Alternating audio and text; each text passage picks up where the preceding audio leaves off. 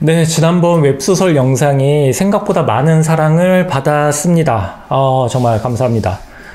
저는 문학 위주 서점을 운영을 하니까 유튜브를 시작을 했을 때 책 소개랑 맞춤형 책 추천을 하려고 했었는데요. 요 인생 웹툰이랑 만화 그리고 요번에 웹소설까지 요런 영상들이 조회수가 훨씬 더 많이 나오네요. 네, 앞으로도 문학과 만화와 애니, 장르 소설을 가리지 않고 적절히 섞어가면서 영상을 만들어 보도록 하겠습니다. 이전 웹소설을 소개할 때 제가 영상 말미에 한 가지 사족을 붙일까 말까 고민을 하다가 빼둔 게 있어요. 아무래도 웹소설 소개다 보니까 작품 위주로 소개를 하는 게 옳겠다라고 생각을 해가지고 빼두었었는데, 이번 영상에서는 그때 빼놓은 사족을 한번 달아보는 시간을 가져보려고 합니다. 다름이 아니고 웹소설을 즐기는 방식에 대한 내용인데요. 웹소설을 그저 매 편마다 분출되는 도파민을 충족하기 위해서 읽는 것도 물론 나쁘지는 않아요. 물론 나쁘지는 않지만 한 단계 더 나아가서 현재 우리 사회가 콘텐츠를 소비하는 방식에 대해서도 한 번쯤 생각을 해보는 것이 어떠한가 싶어가지고 영상을 만들게 되었고요. 그러니까 이를테면 문예사조처럼 고전주의, 낭만주의, 사실주의, 자연주의 등등등등 해가지고 이렇게 시대의 흐름에 따라서 확장 또는 반동을 통해서 새로운 사조가 등장을 하고 유행을 했던 것처럼 웹소설도 하나의 시대 흐름을 찾아가 보면서 이 소설의 계보는 어떤 계보인지, 왜 이런 설정들이 나오게 되었는지, 그리고 그것들을 소비하는 독자들이 어떻게 변화해 왔는지에 대해서도 생각을 함께 하면서 웹소설을 읽으면 훨씬 더 재미있게 즐기실 수 있지 않을까 합니다. 물론 이거는 웹소설에 한정되어 있는 내용만은 아니고요. 만화나 웹툰 아니면 애니메이션도 마찬가지로 비슷한 흐름을 가지고 있죠. 독자층이 같은 부류이기 때문이기도 하고, 요즘에는 원소스 멀티유즈처럼 하나의 창작물을 다양한 방식으로 플랫폼으로 다른 콘텐츠로 재생산을 하는 경우도 많이 있으니까요. 그래서 오늘은 웹소설의 흐름을 한번 살펴보도록 하려고 합니다. 예전 웹소설은 정통적인 주인공 성장 방식의 구성이었죠. 장르 소설을 그대로 웹이라고 하는 플랫폼으로 옮겨왔기 때문에 그 특징은 90년대 유행했던 장르 소설 그대로 가져온 형태입니다.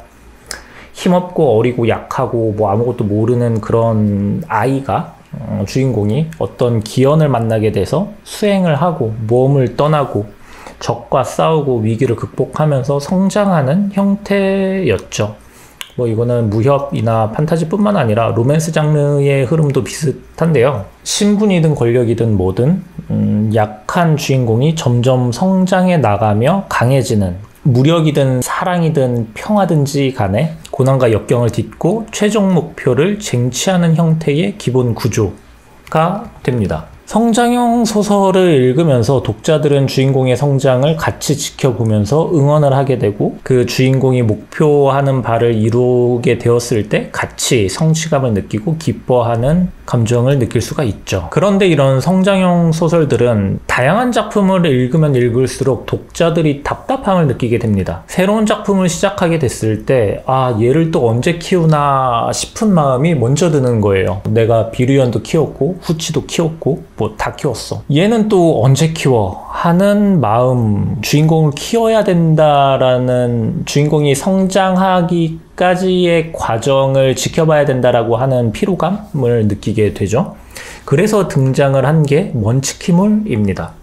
원펀맨이나 투명드래곤처럼 처음부터 완벽하게 강력한 세계관 최강의 주인공이 등장을 하게 되죠. 저는 앞서 언급했던 이 투명 드래곤이 연재될 당시에 실제로 그 연재본을 읽어봤거든요. 네, 조아라라고 하는 플랫폼에 올라왔던 걸로 기억을 하는데, 당시에는 네이버 시리즈나 카카오 페이지가 없던 시절이었으니까 보통 웹소설을 본다라고 하면은 다음 카페, 다음 인소 카페라거나 아니면은 판타지는 조아라, 유조아였죠. 판타지는 조아라, 무협은 문피아, 이렇게 두 사이트를 이용해서 봤던 시절이었습니다. 뭐 아무튼 주인공이 성장할 때까지 더 이상 기다려줄 수 없었던 독자들은 시작부터 완성된 그 최고의 주인공이 다 때려 부수는 소설에 열광하게 됩니다. 먼치킨은 그 특유의 시원시원함이 있죠. 그 무쌍식의 시원시원함. 뭐 마치 속도 제한이 없는 고속도로를 달리는 듯한 그런 시원함이 있죠. 통쾌함이 있고. 하지만 역시 먼치킨물도 금방 한계에 달하게 됩니다. 똑같은 내용이 반복될 수밖에 없는 구조죠. 적이 등장하고 싸우고 주인공이 이긴다. 예, 구조. 뭐 물론 이거는 성장형도 크게 다르지는 않지만은 워낙에 주인공의 능력치가 높다 보니까 하나의 사건에서 주인공이 겪게 되는 뭐 고난이나 역경이 없어요. 뭐 있더라도 과정이 짧을 수밖에 없습니다. 복잡하게 얽히거나 뭔가 이렇게 헤쳐나가는 과정 자체가 없죠. 그러다 보니까 이제 주인공의 강력함을 보여주기 위해서 등장하는 적이 얼마나 강력한지를 서술하는 구간이 더 길어지는 좀 아이러니한 형태로까지 넘어오게 됩니다. 네, 제일 치명적인 단점인데 긴장감이 없어요. 왜냐하면 주인공이 세계관 최강자인데 무슨 걱정이 있겠습니까? 뭐 아무리 강력한 적이 나타난다라고 해도 보나마나 원펀맨처럼 한 방에 물리치거나 아니면은 티격태격 하다가 그냥 이기겠죠? 그러다 보니까 초반에 시원시원하게 진행되던 에피소드들이 이제 나중에 중반 이후로 가면은 좀 금방 지겨워지는 단점이 있었습니다. 먼치킨물의 한계이기도 하고요. 그래서 이제 웹소설들이 변화된 게 주인공을 성장시키되 빠르게 단계별로 성장시키는 방향으로 바뀌게 됩니다. 이게 기현이 되었던, 각성이 되었던, 아니면 뭐 득템이 되었던, 어쨌든 사기급의 능력을 얻는 방식으로 성장 구간을 확 줄이는 구성으로 전개가 됩니다. 특별한 능력, 아니면 특별한 직업, 전설급 아이템, 이것들을 주인공이 순차적으로 하나씩 얻어가면서 먼치킨물이 아닌 것처럼 보이는 먼치킨물로 전개가 되는 거죠. 하지만 이 구성 역시 오래 가지는 못하는데요. 뭐 시기의 차이일 뿐 결국 앞서 말했던 먼치킨이 가지고 있던 한계에 금방 도달을 하게 됩니다. 이러한 변화의 끝에 마침내 우리가 이야기하는 회빙환, 네, 회빙환이 등장을 하게 되죠. 회귀, 빙의, 환생이죠. 네.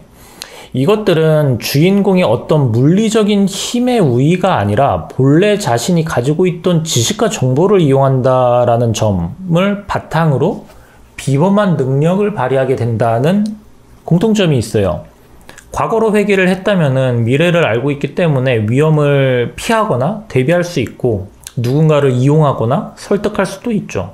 소설이나 게임 속으로 들어간다라고 하면은 인물과 사건 아니면은 전개될 에피소드들에 빠삭하니까 대처를 할 수도 있고요. 또 중요한 물건이라거나 아니면 사람이라거나 기술이라거나 어쨌든 주인공이 선점과 독점을 할 수가 있게 됩니다. 성장형이지만은 성장이 빠르고 먼치킨 같지만 먼치킨이 아니기 때문에 지켜보는 재미도 있고요. 지식과 정보라고 하는 일부의 능력을 주인공한테 부여하니까 그 이전의 웹소설에서 나왔던 문제점들이 굉장히 많이 보완될 수가 있었죠. 그래서 회빙환이 현재 웹소설의 거대한 주축이 됩니다. 회빙환의 등장과 함께 상태창을 다루지 않을 수가 없는데요.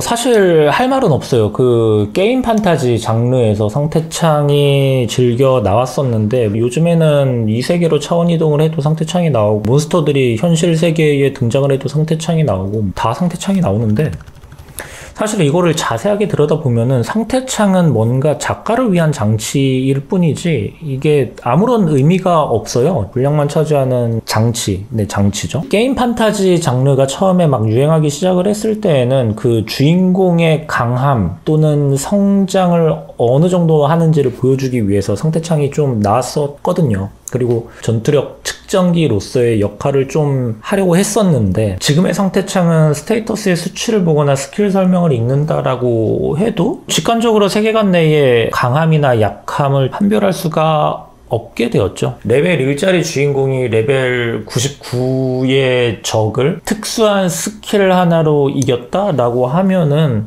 그럼 스테이터스는 무의미하니까요. 그래서 저는 개인적으로 상태창을 작품 내에 사용하는 것이 되게 이건 의미가 없다, 분량만 잡아먹는다 라고 생각을 합니다.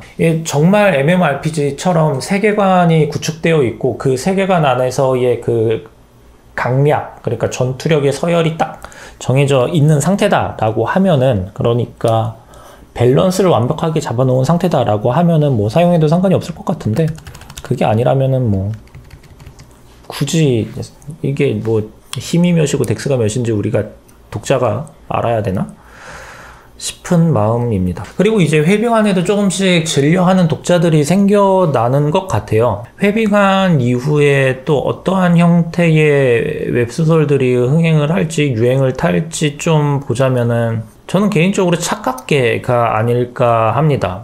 착각계는 정말 주인공이 아무 능력이 없을 수도 있고, 알고 봤더니 어마어마한 능력을 숨기고 있을 수도 있고요. 두 가지 모두 각각 매력이 있고, 회빙안이 가지고 있는 특성과는 좀 분명히 다른 재미가 있어요. 촘촘하게 짜여져 있지 않은 작품들 경우에는 억지스러운 부분으로 이어가려고 하는 것도 없잖아 있기는 하지만, 그래도 착각게 요즘에 재미있게 보고 있습니다. 제가 재미있게 본 작품 중에는 영웅마왕 악당이 있고요. 그리고 악당들의 후원자가 되었다 또 있고, 네이버 웹툰 중에 그 잠불의 기사라고 있거든요. 네, 그것도 사실 착각계의 하나기도 하죠. 네, 오늘 풀어낼 이야기는 여기까지고요. 이렇듯 어떤 하나의 흐름을 짚어가면서 웹소설을 즐겨보신다면 더 보는 맛이 있지 않을까 하는 마음에 잡설 가득한 영상을 한번 만들어 봤습니다. 지난 웹소설 소개 영상에 추천해주신 답글 많이 달아주셔서 감사하고요. 그 중에서 요즘에 하얀 늑대들 정말 재미있게 읽고 있습니다. 네, 좋은 작품 많이 알려주셔서 감사하고요. 저 역시도 지금 알아가면서 배우고 있는 중이니까 또 더 좋은 작품들이 있으면 추천도 부탁드리고요. 다음에 또 재미난 영상으로 다시 찾아뵙도록 하겠습니다.